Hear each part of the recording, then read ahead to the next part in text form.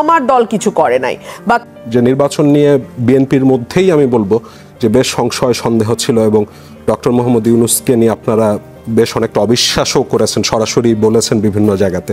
এখন সেই সংশয় সন্দেহ অবিশ্বাস এ ধরনের বিষয়গুলো কেটে গেছে নাকি? অন্তর্বর্তী সরকারের সাথে আপনাদের যে আপাত দূরত্ব চোখে পড়ছিল তা কি ঘুচেছে নাকি? আপনাকে অসংখ্য ধন্যবাদ। ডেফিনেটলি এক ধরনের স্বস্তির অবস্থা তো ফিরে এসছে বাংলাদেশের রাজনীতিতে। আমরা দেখেছিলাম একটা রাজনৈতিক অস্থিরতা, সামাজিক অস্থিরতা, অর্থনৈতিক অস্থিরতা, চারপাশে এক ধরনের স্থবিরতা, অবিশ্বাস, সন্দেহ এবং প্রশ্ন, যেটি একটা সুস্থ ধারার রাজনীতির জন্য ডেফিনেটলি ভালো নয়। সেই জায়গা থেকে ডক্টর মোহাম্মদ ইউনূস এবং বিএনপির ভারপ্রাপ্ত চেয়ারম্যান জনাব তারেক রহমানের যে বৈঠক, এটি বেশ দীর্ঘ বৈঠক হয়েছে, 1.5 ঘন্টা 1-on-1 মিটিং হয়েছে এবং শুরুতেও আমরা তাদের দুজনকে যেরকম হাস্যোজ্জ্বল এবং কর্ডিয়াল দেখেছি, যখন ভারপ্রাপ্ত চেয়ারম্যান বের হলেন তখনও কিন্তু আমি তার মধ্যে সেই কনফিডেন্স এবং সেই হাস্যোজ্জ্বল একটা আস্থার যেই প্রতিচ্ছবি, সেটা আমার কাছে মনে হয়েছে যে একটা সফল মিটিংয়ের যেই আউটকাম হওয়ার কথা সেটি। এবং অত্যন্ত লক্ষণীয় বিষয়, বিএনপি কিন্তু এর আগে বেশ কয়েকবার এই অন্তর্বর্তী সরকারের সঙ্গে বৈঠক করেছে, নানান বিষয়ে আলোচনা হয়েছে, কিন্তু কখনোই বিএনপি মিটিং থেকে বের হয়ে এসে আমরা সন্তুষ্ট বা একটা আশাব্যঞ্জক আলোচনা হয়েছে এরকম কথা কিন্তু আমরা শুনিনি।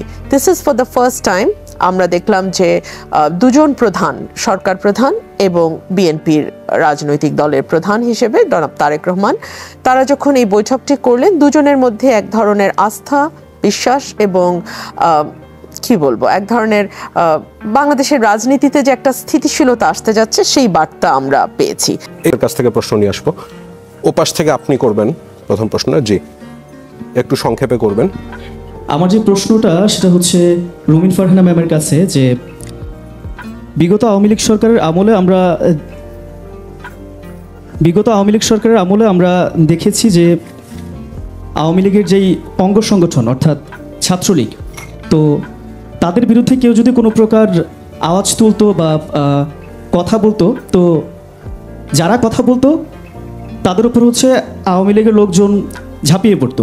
তো এখন বর্তমান সময়ে এসে আমরা দেখতে পাচ্ছি যে বিএনপির যেই অঙ্গ সংগঠন আছে অর্থাৎ যুবদল বা ছাত্রদল, তাদের বিরুদ্ধে যদি কেউ কথা বলছে তারাও আওয়ামী লীগের মতো সেই সেম কাজটাই করছে। তো এখন আমার প্রশ্ন হচ্ছে যে সাধারণ যেই জনগণ বাংলাদেশের, তারা কি আসলে তাদের মতামত প্রকাশের যেই স্বাধীনতাটা, সেই স্বাধীনতাটা কি আসলে কোনোদিনই পাবে না? কি বলবেন এই সম্পর্কে? আপনি করবেন ওখান থেকে। একটু কাগজ কলম দিতে মনে রাখতে পারবো। আমি তাহলে মনে করে দিব। আসসালামু আলাইকুম, আমি জান্নাত রহমান আনানিয়া। আমার প্রথম প্রশ্ন হচ্ছে আপুর কাছে, সেটা হচ্ছে যে বৈষম্যবিরোধী ছাত্র আন্দোলনের সময় এবং পরবর্তী সময় সাধারণ জনগণের পাশাপাশি বিএনপির বড় বড় নেতাকর্মীদেরও একটা কৃতজ্ঞতা বোধ স্টুডেন্টদের প্রতি হচ্ছে দেখা গিয়েছে, কিন্তু পরবর্তীতে সময়ের সাথে সাথে সেটা পরিবর্তন হয়ে এখন এমন দেখা যাচ্ছে যে বিএনপি হচ্ছে একটা মেইন রোল প্লে করেছে বৈষম্যবিরোধী ছাত্র আন্দোলনে, যেখানে এত বছর ধরে বিএনপির ডাকে সাধারণ জনগণের সারাটুকু আমরা দেখেছি এবং বৈষম্যবিরোধী ছাত্র আন্দোলনের ছাত্রদের যে ডাক ছিল সেটাতে জনগণকে নিজেদের হাতে জীবন নিয়ে আন্দোলনে ঝাঁপিয়ে পড়তেও আমরা দেখেছি। দুইটার মধ্যে তফাৎ রয়েছে। দ্বিতীয় প্রশ্ন আমার স্যার এবং আপু দুইজনের কাছে, সেটা হচ্ছে যে এই যে নির্বাচনটাকে এত বেশি জোর দেওয়া হচ্ছে, এটা অবশ্যই গুরুত্বপূর্ণ একটি দেশের জন্য, কিন্তু এত বড় খুনি ফ্যাসিস্ট সরকারের উপযুক্ত শাস্তি হওয়ার পূর্বেই এরকম একটা নির্বাচন আসলে সাধারণ জনগণ কতটুকু মেনে নিবে, যেখানে তারাই মূলত ভুক্তভোগী ছিল অনেক জায়গা থেকে, যেখানে হচ্ছে আমরা অনেক শহীদ ভাইদেরকেও দেখেছি যাদের পরিবার হয়তো এখনো এই শোক ভুলতে পারেনি। এই দুটো কোশ্চেন। ধন্যবাদ। রুমিন আপার কাছে প্রথমে ছাত্রলীগের সাথে একজন ছাত্র দলের তুলনা করেছে এবং দ্বিতীয়টি হচ্ছে ওই নির্বাচন নিয়ে যে আকাঙ্ক্ষা। আচ্ছা, ছাত্রলীগের আমাদের যে অভিজ্ঞতা, আমরা দেখেছি তারা হেলমেট পরে মাঠে নেমে যেত, তারা হেলমেট পরে পুলিশের সঙ্গে মিশে যেত, তারা আইন শৃঙ্খলা রক্ষাকারী বাহিনীর সঙ্গে এমনভাবে মিশে যেত যে আমরা যারা মিটিংয়ে যেতাম আমরা অনেক সময় বুঝতেও পারতাম না যে কে আইন শৃঙ্খলা রক্ষাকারী বাহিনীর সদস্য আর কে ছাত্রলীগ, যুবলীগ বা আওয়ামী লীগের অঙ্গ সংগঠনের সদস্য। আমি আপনার কাছে বিনীতভাবে জানতে চাই, বিএনপিকে কি আপনারা সেরকম এখনো দেখেছেন? সেরকম তো দেখা যায়নি, তাই না? আর দুই হচ্ছে বিএনপি কিন্তু ইতিমধ্যেই নানান রকম বিশৃঙ্খল কাজের সঙ্গে যুক্ত থাকবার অপরাধে নিজের দলের প্রায় 3.5 থেকে 4 হাজার নেতাকর্মীকে বহিষ্কার করেছে। এই যে বহিষ্কারটা, এটা কিন্তু একসাথে অনেকগুলো মেসেজ দেয়। কিরকম? এক হচ্ছে বিএনপি ডিনায়ালের মধ্যে নাই, অস্বীকারের যে সংস্কৃতি আমরা রাজনীতিতে এত বছর দেখে এসছি, না আমার দল কিছু করে নাই, বা কেউ ধরা পড়লে উনি আমার দলের সদস্য না, কিংবা কেউ ধরা পড়লে না সে বহিরাগত, সে ছাত্রলীগ সেজে এসছে। এই যে একটা ডিনায়াল, অস্বীকার করার যে একটা সংস্কৃতি, এটা না, এটা বিএনপির মধ্যে আমরা এখনো দেখি নাই। বিএনপি তার 3.5 থেকে 4 হাজার নেতাকর্মী বহিষ্কার করেছে। দুই হলো, কিছু ঘটনায় আমি ব্যক্তিগতভাবে জানি বিএনপির ভারপ্রাপ্ত চেয়ারম্যান জনাব তারেক রহমান স্পেসিফিক্যালি নির্দেশ দিয়ে তার দলের নেতাকর্মীকে পুলিশে অ্যারেস্ট করিয়েছে, থানায় গ্রেফতার করতে বাধ্য করেছে। আপনি আমাকে বলেন তো, শেখ হাসিনা সাথে কি এটা আকাশ পাতাল ডিফারেন্স মনে হচ্ছে না? আমি আপনাকে একটা কথা বলি, একদিনে বাংলাদেশ স্বর্গ হবে না, প্লিজ ডোন্ট এক্সপেক্ট দ্যাট, একদিনে হবে না। কিন্তু এই যে পরিবর্তনগুলো, এগুলো কি আপনাদের কাছে বড় বলে মনে হয় না?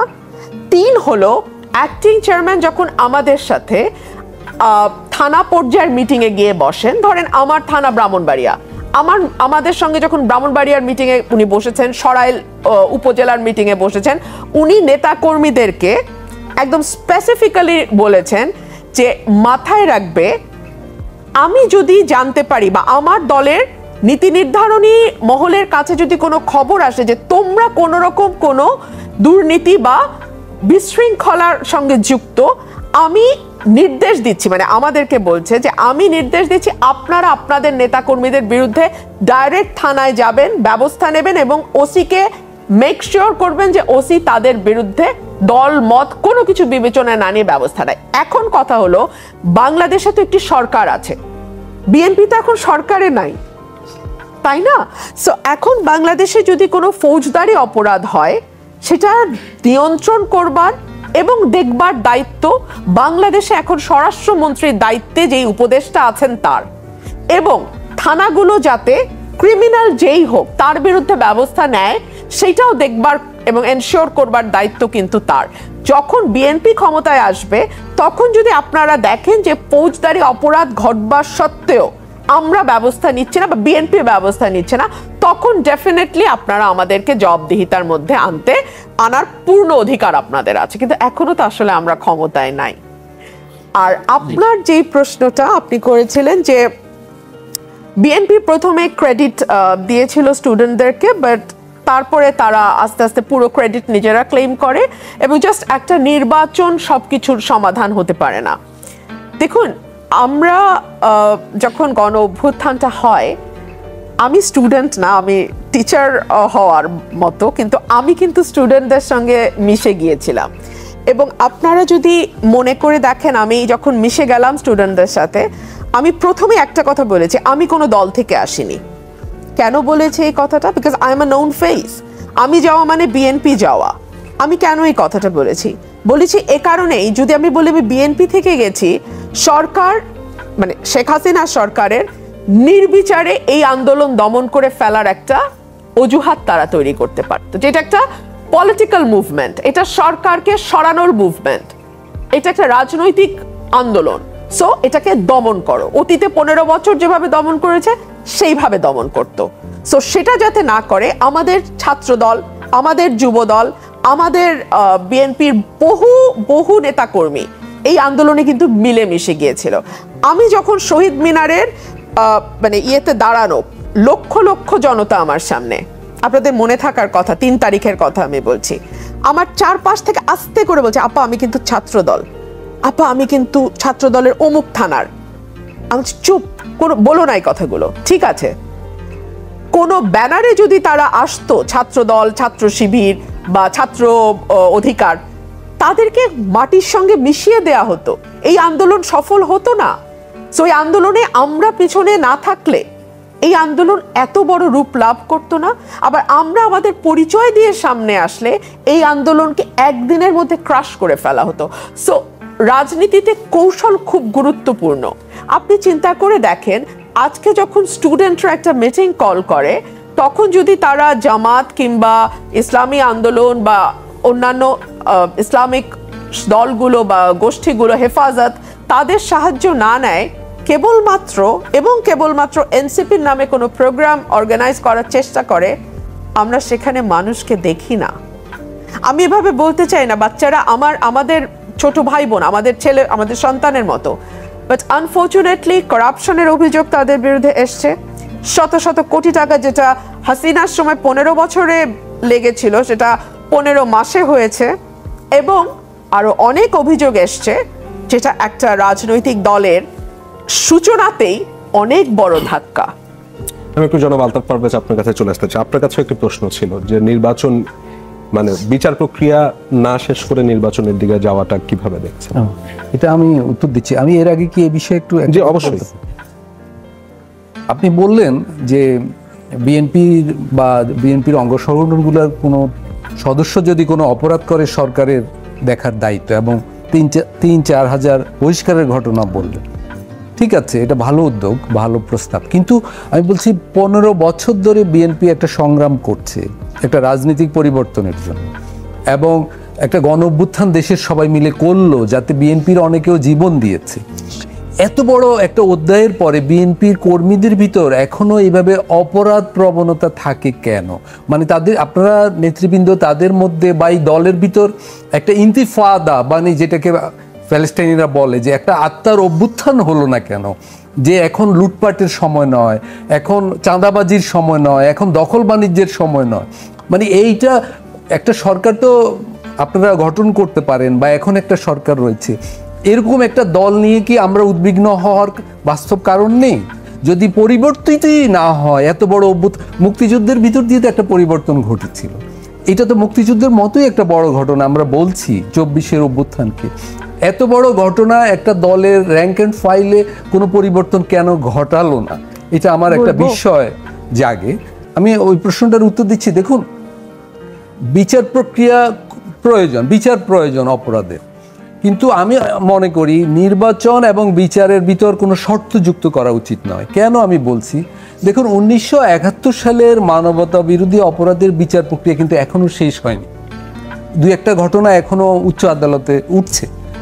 ফলে এবারের যে অপরাধ, এত মামলা, মানে এত ঘটনা, এত অপরাধ, দুর্নীতি, হত্যা, গুম, এগুলো দেশে বিদেশে মিলিয়ে এগুলো হয়েছে।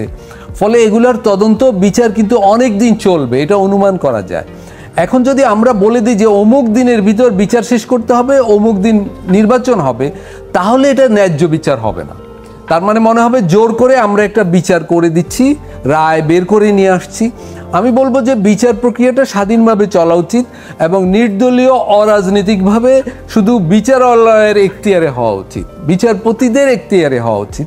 কিন্তু বিরোধী দলগুলোর বা সব রাজনৈতিক দলের একটা সুস্পষ্ট অঙ্গীকার থাকা উচিত যে 1971 সালের যুদ্ধ অপরাধের মতোই 2024-এর আগের গত 15 বছরের সকল ধরনের অন্যায় অবিচারের বিচার আমরা যারাই ক্ষমতায় যাই তারাই করব, এটা কোনো বাধা দিব না, এবং সেই বিচার প্রক্রিয়া আমরা প্রভাবিত করারও চেষ্টা করব না।